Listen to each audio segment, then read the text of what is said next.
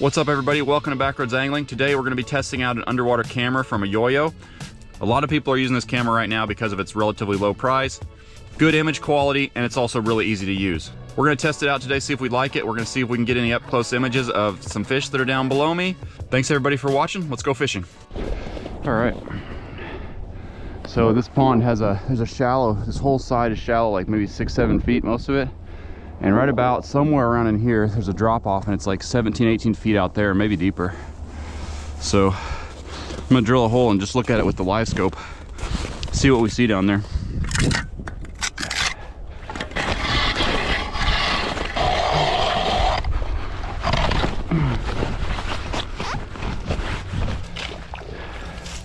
So we're gonna be using the underwater camera, so we're looking for good water clarity. This pond doesn't typically have the greatest water clarity, but it does look pretty good. If you guys want to pick up a nice auger, I just got this new auger. It's an 8-inch. The only reason I got a new one is because I needed to cut bigger holes. And this is a Mora, and I got it for 60 bucks. And so far it's just ripping. So I'm seeing some fish holding tight to bottom, it would appear. Yeah, they're coming towards me. Not sure how big those fish are. Those guys are that way, so they're up the slope a little bit. Yeah, there comes some. Actually, quite a few.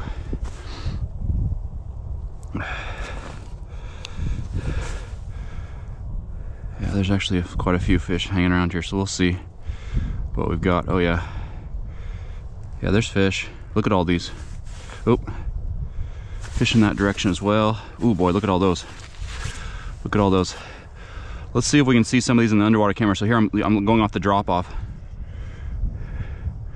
So you can see how they're sitting just on that drop off.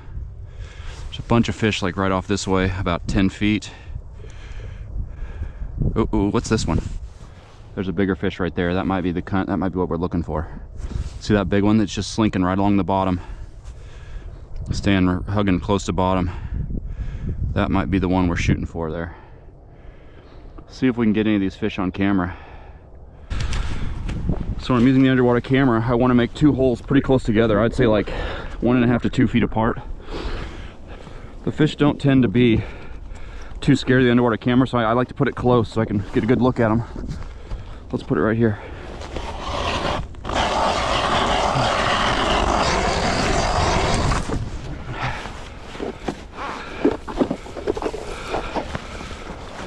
Okay, I think we're set. Fish all over the place. Gotta get the right angle here.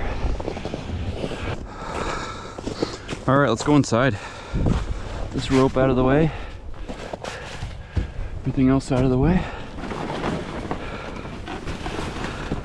So we're kind of sitting on a hill of snow, so I'm just gonna take, this is not touching the ground all the way. I'm just gonna go and kick snow around all the way around so there's no gaps with the air coming in.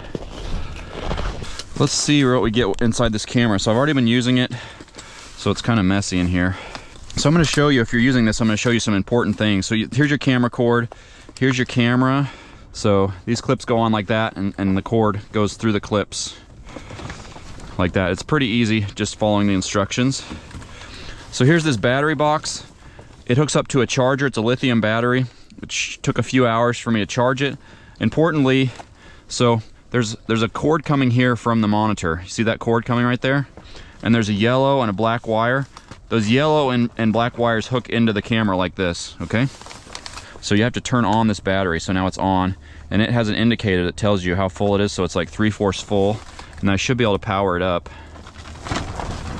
Okay, so there we go. I'm getting some serious wind here. Okay, so you can see me right there. I'm kind of overexposed, and the reason that is because it's so dark down below. I think that they overexpose this camera, so it'll look better once it goes in the water. It's not gonna look great up above the water. So let's send it down. Actually, I'm gonna hit record. So here's where I hit record right here. Okay, and you can see that it's indicating up here, there's a blinking record light.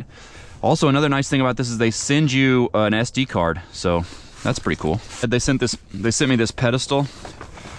Along with this, I'm gonna set this up, and then I can turn it on, and then I should be able to control it with remote control.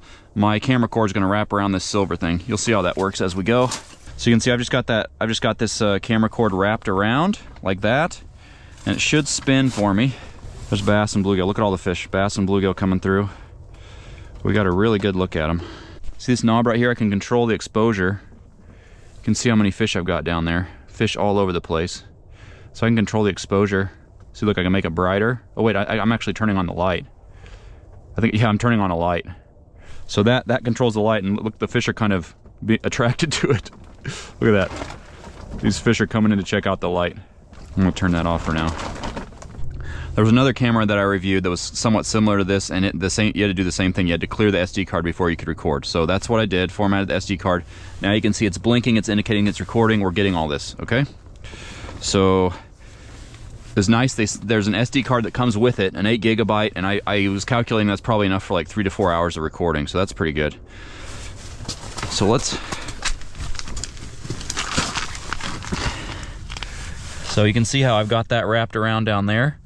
I'm gonna see if I can spin this camera. So I've got a little remote here that comes with it.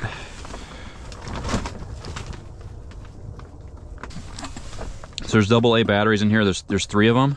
And I think they're getting cold, and they're not either not as powerful or not powerful at all.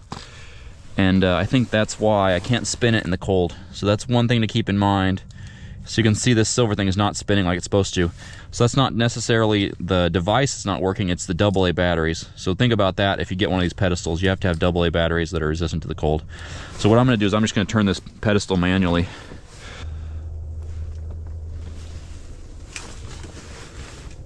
I got a fish.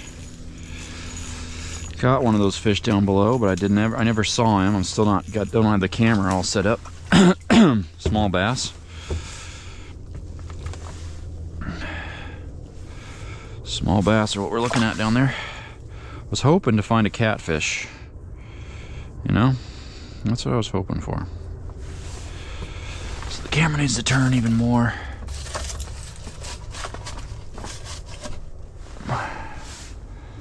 Where am I? Oh, there I am. There we go. Back to the right just a touch.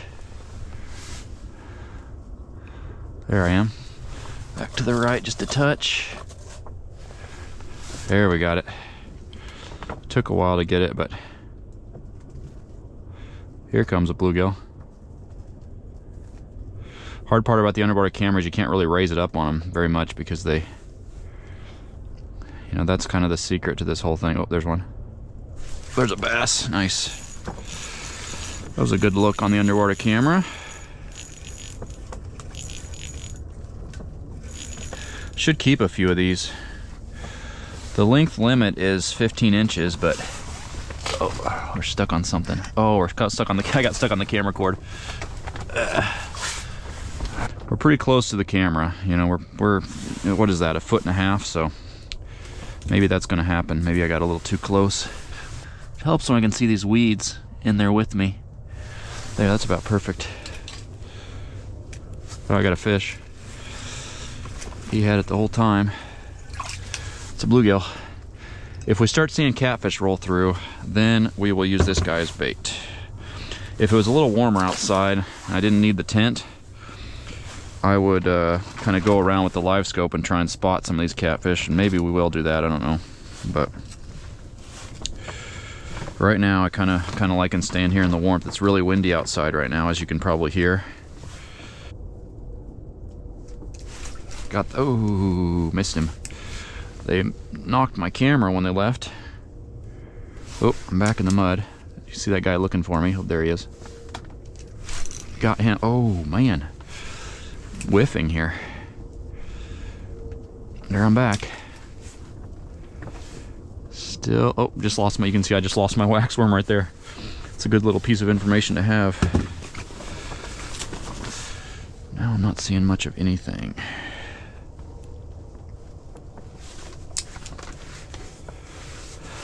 Oh. Little guy, not sure I want him. Fish are hitting the camera like crazy. Got that guy, small one. This is the catfish bait. Haven't seen a single catfish. This pond last year at least was loaded with catfish. So I must not be in the right spot for those. So So that is one of the differences with the underwater camera to keep in mind, is that in order to keep it in view, you can't lift it away from the fish like I normally would do, and they like it when you lift it away. So that's one of the tricky things about trying to get the hook set on camera.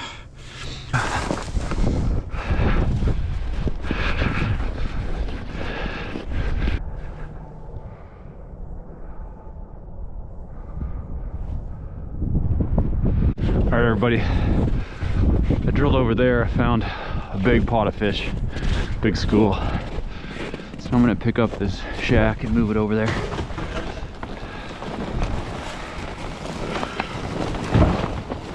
Put this shack over there.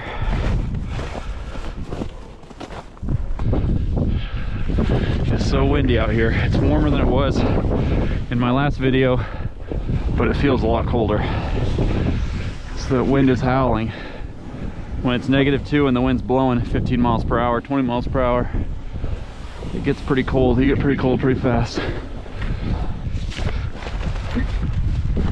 There, that's actually perfect. Okay, in we go. Oh man, that's nice. It's so nice to get out of the wind. Oh yeah. All right, got everything set up. Sending the camera down in a new spot.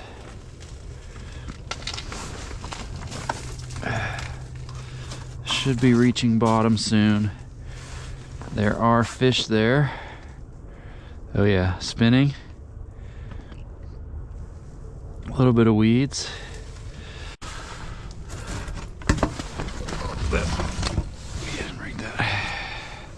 Ooh man, bass cruising by. We found them, folks. We found them. Oh, there's a bass. There's fish in there. There's fish here. Oh man, they're looking right at the camera. That guy just tried to eat the camera.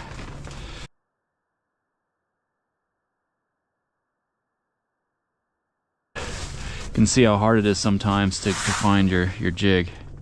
But there we are. There we are. Awesome. Okay, we found it. We got lucky. Didn't take us very long. Oh, there's one. First victim right here. Bass coming in. Got him. Nice. Not big, but I really wish I could keep a few of these. Certainly, it's one of those situations where you kind of know it's against the regulations, but it would be better for the pond if I could keep one of these guys. There we go. That's what we got a bunch of down there. Okay, let's see if my camera's still focused in the right direction. Yep, it is. Another bass. Got him. Nice. All right. Small one.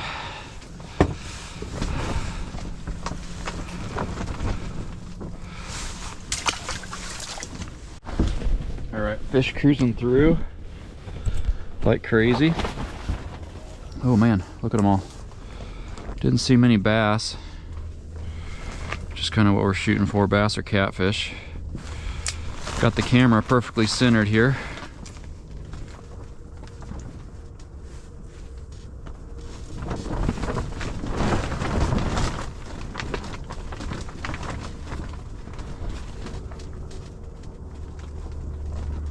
I got fish staring at it like crazy. Look at all these fish. There, I got a bluegill. That guy finally committed to it. There's an up close shot of a bluegill.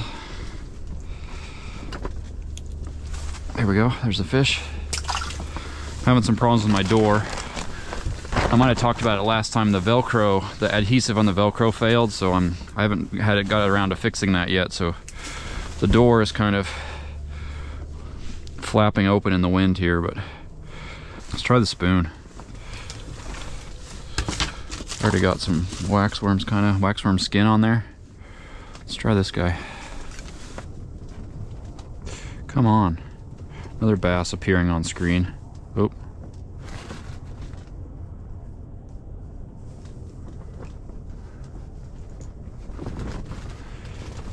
They're stubborn. Moving slowly.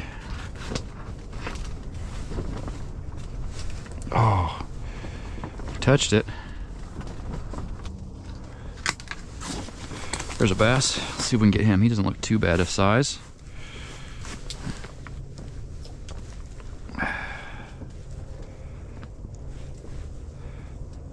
Oh yeah, he's gonna smoke this. Look at this. Look at him.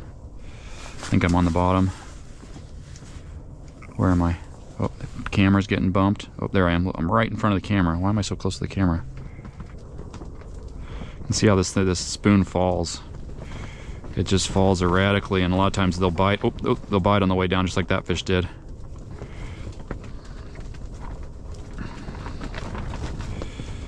See, I just can't lift it higher, or otherwise we lose vision of it, lose sight of it. If I could lift it higher, I'll turn the camera just a little bit left. Oh, there's a fish sitting there staring at it. Oh, there's a bass. He's gonna eat it. No, he's not. Whoa, that bluegill came cruising. That bluegill was cruising in. Whoa, they're hitting my camera.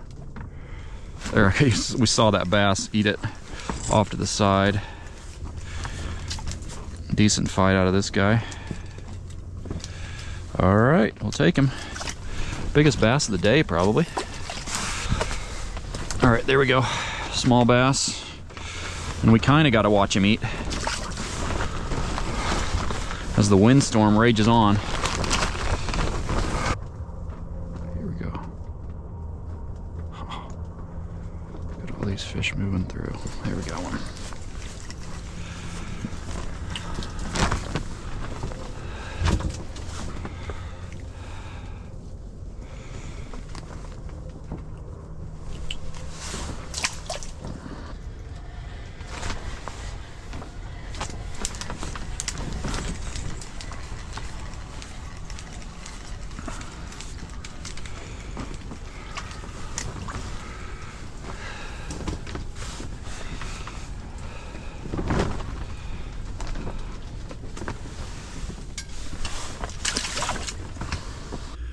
All right, everybody, let's have some final conclusions on the Eyoyo underwater camera.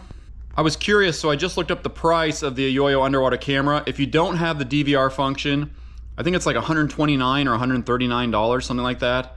And it's about an extra $100 if you get the recording function, which was the one that I was using. I think it's about $229. And the recording function is really important for me because when I'm doing some underwater camera footage, the main reason I'm doing is I want to record it for you guys so you guys can actually see the fish eat and stuff, so it makes my videos better, I think. So I would definitely go with the one that has the recording function. Overall, I was happy with it. I think we got some pretty good footage. It kind of did everything that I wanted it to do. The only thing I would want more would be some higher resolution, but you've got to really jump up to a much higher price point if you want to get like a AquaView, a 1080p. One thing I will say, if you're a Mac user, you get the files in AVI format. I could convert these AVI files pretty easily over to MP4s using Adobe Express. I also tried out this free online tool called iCloud Converter. One of the annoying things that I couldn't figure out was that it puts the files into like 50-second to 60-second clips. So they're each individual files. So you have to convert those one by one. So I had like over 100 files that I had to convert. So that was a little bit of a pain. So if you're a Mac user, keep that in mind. While the camera was a success, I would say that the pedestal was kind of a bit of a fail. I was excited when they sent that to me, but the motor just would not turn the camera in a circle. And I think it was my AA batteries actually, so it was actually what I was using. It wasn't necessarily the motor on the camera that was not functional. I don't think it was that. I think it was the batteries. But still, I think if it was the cold that was causing, I think that's a big flaw in the camera, that you have to have special AA batteries. And so that was really kind of a bummer. I was excited to have that pedestal turning, and that would have made things a lot easier to adjust the camera, and it just didn't work out. So I'll get those cold resistant AA batteries and we'll see if that fixes everything. All right, everybody, I think that's all I had for you today. Thanks a lot for watching. I really appreciate everybody's support as usual. I will see you next time. Bye-bye.